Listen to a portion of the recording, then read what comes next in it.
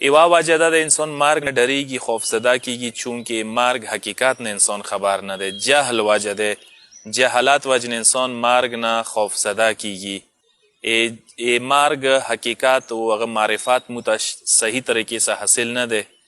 امام هادي علیه الصلاة والسلام په باره کې راغلی دي چې یوه ورځ یو کس جنکندن ټایم و چې امام حاضر شولو، ویل یې دلته ډېره زیاته ژړا فریاد یې کولو، جنکندن ټایم کې ډېر پریشان و.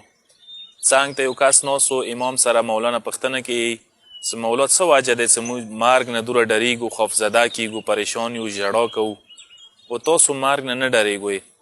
امام د ورته ویي چې مرګ نه ډار خوف نه دی پکار.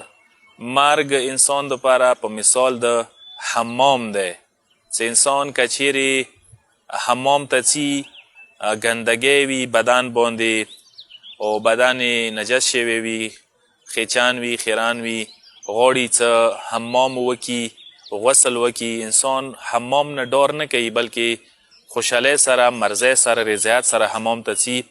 حمام نه بعد انسان روزي صفا سوتره شي، ګندګۍ نجاست تنه برطرف شي. امام ورته وایي چې کوم کس که ګناهان یې کړي الوده شوی وي، نو که چیرې ځنه شونه یې پاتې وي بدن باندې ګناهانو اثرات، مرګ داسې دی لکه حمام ته نوتله، حمام نه روتله. انسان هغه ګندګۍ، هغه ګناهان هم مرګ ذریعې سره، سختیو سره پاکې شي، صفا شي.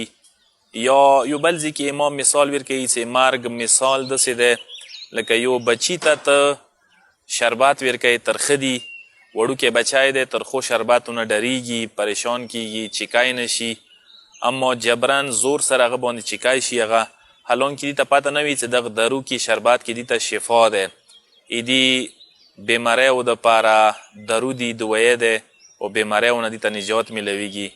او امام تقریبا دغو مثالو ذریعې څخه غواړي چې مرګ حقیقت ما تاسو ته وښیي چې مرګ حقیقت نه چونکې مو خبر نه یو چې مرګ اصل کې ویلی شي چی شي ته، اصل کې مرګ حقیقت چی شي، لذا مرګ نه ډریږو. مرګ یو قسم ته ملاقات دی خدای سره، مرګ یو قسم ته ملاقات دی اهل بیت و ائمهو سره، مرګ یو قسم ته انتقال و ارتحال دی و بل جهان ته و بل عالم ته انسان منتقل کیږي. گرچه د انتقال ابتدایي مرحله کې سخت دی، ګران دی، اما انسان دپاره یو خوشګواره، یوه حسینه جمیله زندګي هلته مقرره ده، ایښي ده، انتظار کې ده. لذا مرګ ډار و خوف والا شی نه دی.